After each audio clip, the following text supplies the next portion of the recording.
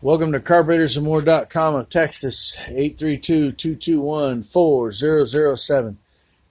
Coastal Restoration, Steve, got your carburetor in last night. This pipe here was folded. As you can see, like this, it was sticking up like that. So I pulled it, it literally fell out, so I replaced it. So carburetor does not run. You have to add gas to it to get it to start, and that's what this is. It's just gas. We don't put ether or none of the other stuff. It's a great way to send your motor to the moon. Just use gas if you have to pour something in it. Fuel pump is on.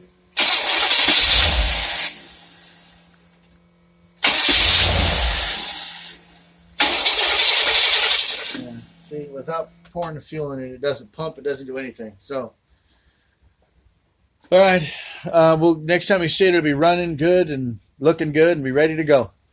All right, Steve, thank you for sending your carburetor to us here in Texas at carburetorsandmore.com.